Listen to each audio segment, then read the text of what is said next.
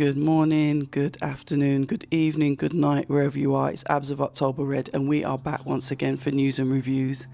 I've been sitting on this one for a little while because I wanted to just see how everything pans out. As you know, things can chop and change. You say one thing and then something else, comes up and kind of distorts what you're thinking. So basically, welcome back. You know what it is. We are here, and we are here to talk about what's happening in boxing. Right, I'm going to start off quite simple. The other day, we had Dana White come to the UK for the first Zuffa Boxing show, which was in Bournemouth. I liked the card. I enjoyed watching it. I like the fights. Great night, entertaining. Can't argue with that. Jonathan Nagoff, I think he was doing work for Pro Boxing Fans, asked Dana White some really, really pertinent questions in that post-fight interview. Pushed back. Wasn't trying to there him. I don't care what anybody says. He's been the most... how can I put it? The best interview that I've heard with Dana White regarding everything that's going on with Zuffa, even down to potentially lawsuits with Boxer. So after that, it created a little bit of a stir because he was insinuating, and he said it before, to be honest, that he's going to be promoting Fury versus Joshua. He said, watch what happens in the next couple of weeks. I'm not a liar, all the rest of it. Then obviously people spoke to Eddie. After the Dana White interview, Eddie sort of rebuts that, says it doesn't work like that. There is a contract. We do want the fight to be in the UK. In the contract, it stipulates that Zuffa or Dana can't have anything to do with the fight. Potentially stuff like that being told to us by the promoter. So all that's going on. I'm trying to get Frank Smith, as you can see. Haven't got him yet. He's busy. Okay. So tried to get Eddie Hearn. Couldn't get him either. I've tried to get Frank Warren before. Sometimes I get him, sometimes I don't. So admittedly, I didn't try and get him this time. So in between all of that, I put out a tweet and I atted Turki. And I said to him, who is promoting the AJ Fury fight? Now, it was retweeted, it was quote retweeted, there was a few comments. You know what it's like on Twitter. It's it's colourful. But the reason why I was asking is because I know from previous experience, from watching boxing for so many years, when too many people get involved or there's a struggle for power, it can stop the fight happening altogether. So that is the reason why I asked that question. What's quite funny is I got a message at 1:30 in the morning from somebody in the media that said, in fact, can I read out the actual message? Let me see if I can find it and read it out for you. So yeah, so basically that caused a bit of a stir. But I'm asking the question. I don't need to speak to Dana. I don't need to speak to Eddie. I don't need to speak to Frank. I'm going straight to the person that's paying. Yeah, the person that's actually paying for the fights, to ask who is the actual face. When we talk about promotions, it's not about who's putting the money in the pocket, because we all know who's putting the money in the pocket. I ain't daft. What we are talking about is who is actually going to be the face of the promotion. Now let me see if I can find this message. I always do this, you know what I'm like. Let's have a look. Right, here we go. This was a message I got from somebody in the industry.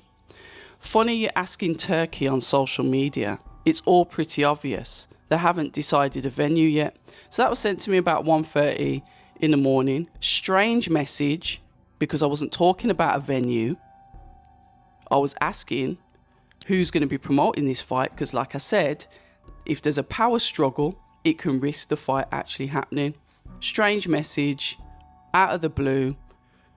Don't know why they didn't just comment on the tweet. They thought it would be okay to send me a private message about it, but whatever. I asked the question because everyone is saying conflicting things. Everyone is saying something different, and the only person that can give us the answer is the one that's paying everybody. To me, that's a common sense approach, but heaven forbid you try and have a common sense approach about anything. So I did a post based on, you know, Fury going out to the USA. I did an Instagram post, and you're going to see that same thing as the thumbnail for today's news and reviews, and it's friends in high places. Obviously, we haven't seen Tyson Fury back in the USA, I think, since the Wilder fights. So it's been a minute since he's been over there. You can think what you like as to why, but all of a sudden, he's out there, he's at the White House, and then all of these pictures start coming up with him and Turkey, and, you know, praising him, and yep, this is the best thing since sliced bread, and he's going to be, you know, my promoter until I retire. So obviously that's going to raise questions, isn't it? There was supposed to be an announcement, and that wasn't done either. So it's like, okay, what's going on? So the bottom line is, and I just want to put this out there, the bottom line is, I don't care who promotes the fight, but I do care that potentially the fight might not happen because of interruptions, because of communication issues, because of different things being put out there into the world of boxing. We're all hearing different conflicting things. Yeah, so that's what I care about, and that's why I'm asking. There is no financial, any benefit to me on who promotes it. However, too many, what do they say? Too many chefs spoil the broth. Yeah? That's what I'm looking at. You've got Dana Smog saying, yeah, I'm doing this, and blah, blah, blah. You have to remember, when all of this UBO, Zuffa Boxing came out, they were looking to take over. They were looking to take the fighters, basically, well, potentially make the belts, the traditional belts, non-existent, and they wanted to create this league. Okay, so I look at it from a business way. So for those in the comments that were writing stupid things like, oh, what does it does matter, because it has an effect on boxing as a whole. And sometimes I just ask that people just sit there and think and use a bit of common sense as to why people are questioning stuff. Yeah, because there's too much different information being put out to the public as fact, and they're all conflicting with each other.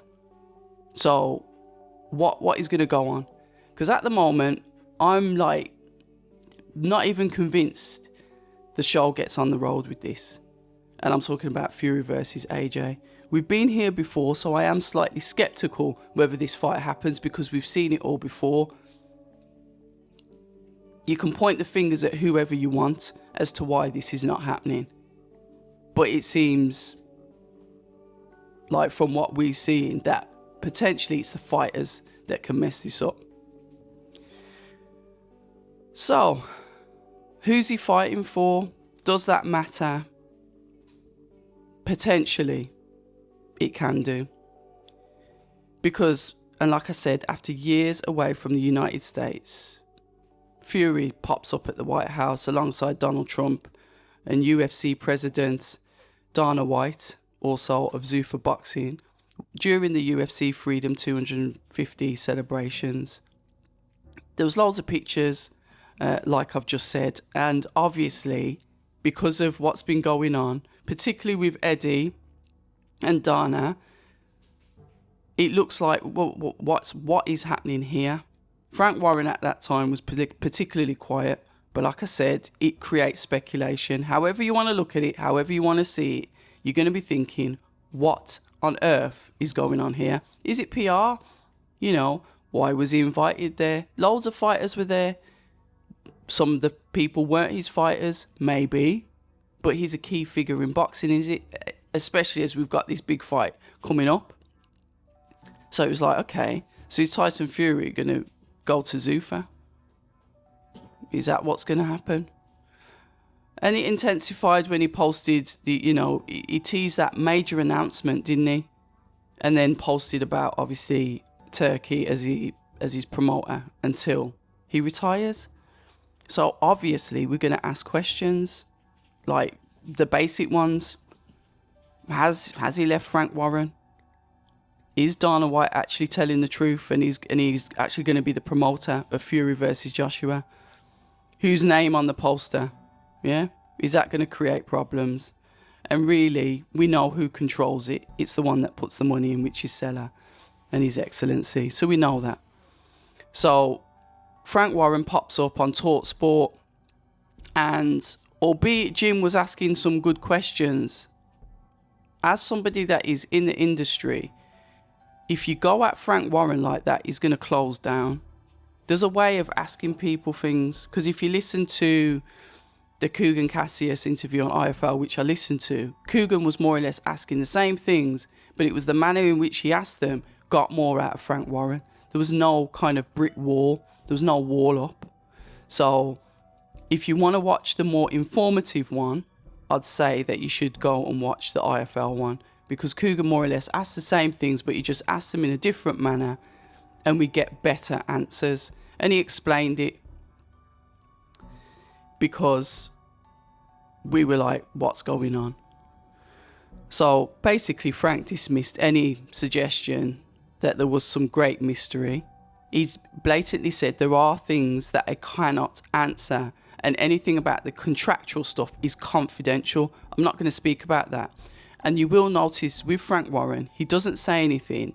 Like, the rumours can be 100% true, but until it's signed, sealed and delivered, he doesn't say anything. He's always been like that. Look, how obvious are the rumours about Moses Atalma and Filip Hrgovic fighting for Moses' next fight? It's practically out there all over the place. But he's not confirming anything until the official announcement. That's how Frank is. So I understand that he's got this great respect for confidentiality, the legal side of any contract. And basically, it's not over until it's over, is it? So I've always respected that of him, because he will close you down and say, I'm not going to discuss that any further.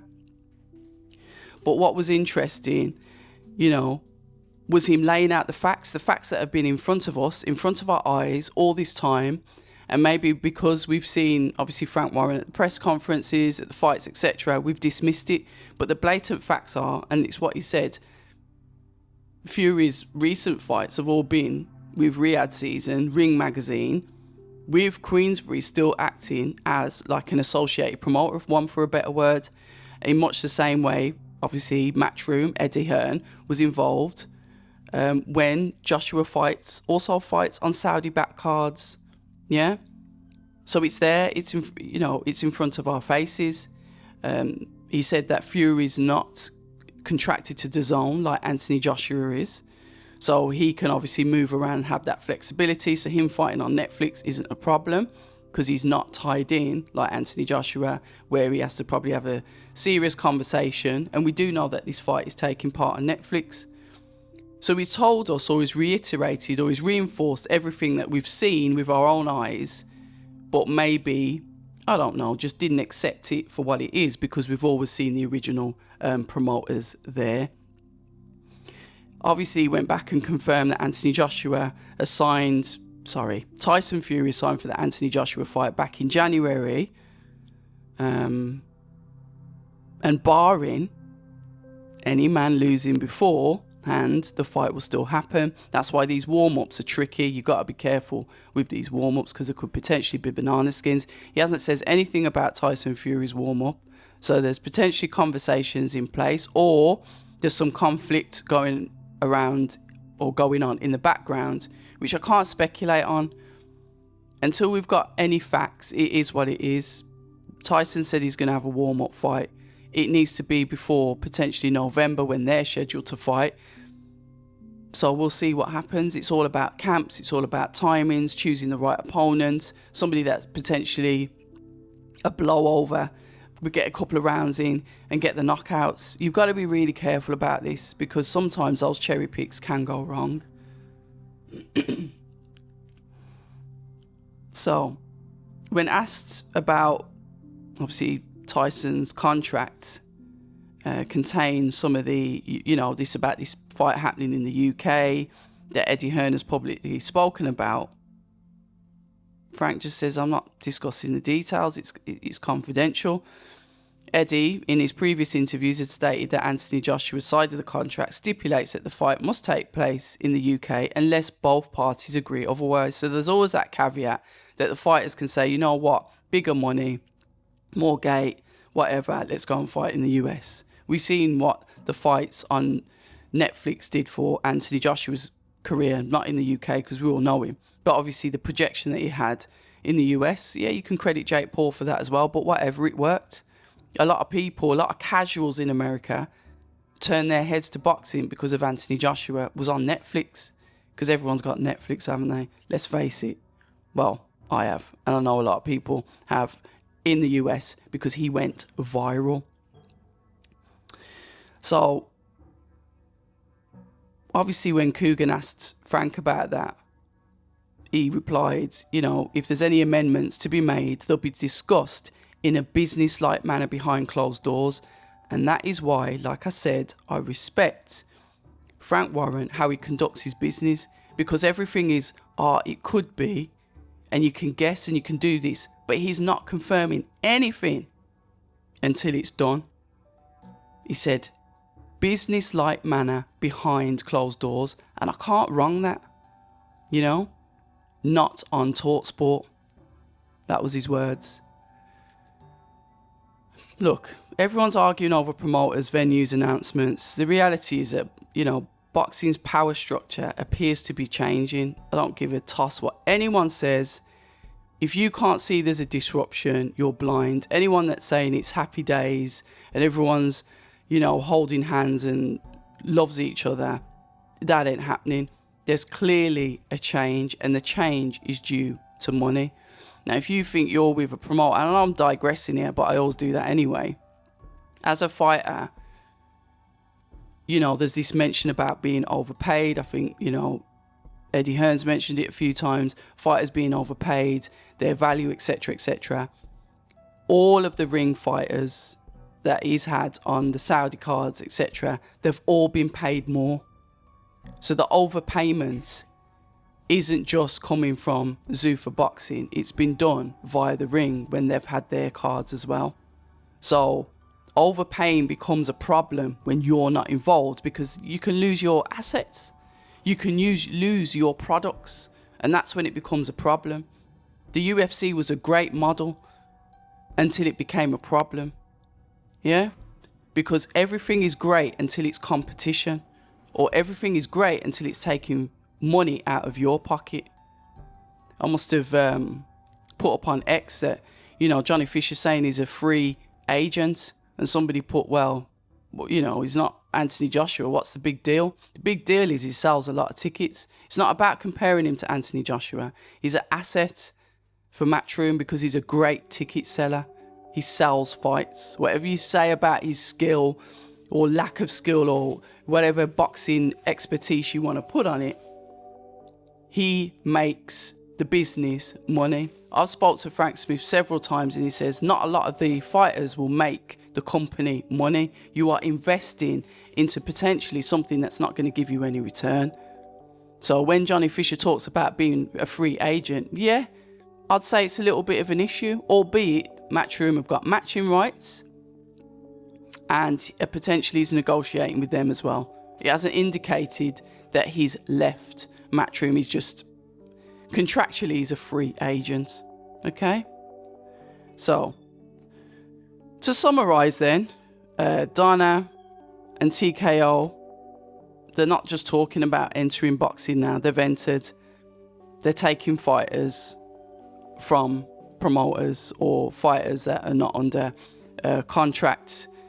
There is a debate what's going on with Boxer, with their fighters, because obviously Ben Shalom came out and said, there's contractual issues there. I should have been named as a co-promo on the flyers because there were like my fighters on that card. Dana White dismissed that. Nah, it's probably going to blow over. Not really bothered. I don't even look at things like that anyway. My lawyers deal with it. So we'll see what happens with that. Dana's continuously gone on about signing the best fighters in the world and building a new promotional model. We've seen Conor Benn, Jaya Pattaya, Tyson Fury standing shoulder to shoulder with him, whatever. See that as what you will. Even like Frank Warren was like, yeah, if he's on there, he's on there. It doesn't bother me. We've still got a good business relationship with Tyson, so it doesn't matter who goes on there. I ain't bothered about that, because basically he's saying we're still going to get paid anyway. So he was quite matter of fact about it, but not revealing the details until the deal is done and everything's airtight. Like I said, Frank is very astute when it comes to boxing business and confidentiality. He doesn't tell you what's going on. He'll leave you to speculate. And even if your speculation is right and he comes out and confirms it, he's happy that it's confirmed, that there can be no kind of backtracking on it. So we join the dots, don't we, as boxing fans? I'm a boxing fan first and foremost, and I have the right, just like you guys do, to ask questions, because we're thinking potentially one of the biggest fights we're going to get, British. Yeah, there's no belts. I get it. What are they fighting for? It's because the public want to see the fight, because we've wanted to see it for 10 years. What's wrong with that? Yeah? But it gets frustrating when things like this start to happen, because you're thinking something's going to upset the apple cart here, and we're going to end up like the fight not happening. I've got a cat here that's running around crying, so if you can hear that in the background, apologies. So even though, you know, reports from TalkSport suggest that Fury's management dismissed suggestions that he signed with Zuffa, with some describing speculation as a bit of an illusion, but there's no real evidence, solid evidence, that Tyson Fury has left Queensbury. So it is what it is. Yeah? Netflix, seller, Turkey, input. If they want to put Dana White on the flyer, they're going to do it. Simple as that. Queensbury's still got interest in their fighter. It's not a problem, is it? So to me, that was made clear. Whether we agree with it or not, whether it makes sense, that's what it is. Ben Shalom has obviously publicly accused Zuffa Boxing of what he calls scandalous conduct. Eddie Hearn has revealed that a cease and desist letters have been sent regarding discussions around the Conor Benn and Ryan Garcia fight from DAZN. We've seen that as well. None of this means Dana White and Zuffa legally proven that they've done anything wrong, but the allegations are there and the legal disputes are going in, and we'll find out what happens with them if it's done, you know, if the results are public information. But it does tell us this: the battle for boxing isn't just taking place inside the ring. I said it the other day, it's more exciting out of the ring at the moment. It's taking place in boardrooms, courtrooms, social media, and it's taking place between some of the most powerful people in the sport. Frank Warren, Eddie Hearn, Dana White, Ben Shalom, Turki Alalshikh, TKO, etc. And somewhere in the middle of it sits the biggest British fight that boxing can make right now, and you can't dispute that, which is Tyson Fury versus Anthony Joshua. Look, maybe the question isn't if Fury's left Frank Warren. The real question is, are they going to actually fight? What are the logos? I don't care about any of that. Whose name, whatever. I just want the fight to happen. We know that the ones that hold the key to anything are your paymasters, because they are. If you work for somebody, you're not paid to think, you do as you're told. Yeah? So we know that Turkey's running the show. That's not the issue. The issue is, who's he going to put up as a front runner for this fight? And will that potentially create problems moving forward for the fight to even happen? Because I'll tell you one thing. Money's there, right? Money's like right up there. Because these guys have had money given to them left, right and centre. And it's potentially what's got us into a little bit of a tiz-was at the moment with boxing. But you know, something that sometimes can be even stronger than money ego. And when you start messing with people's ego, that can send people off the rails. But look, we'll just wait and see what happens. Like I said, I wanted to hear what Frank Warren had to say.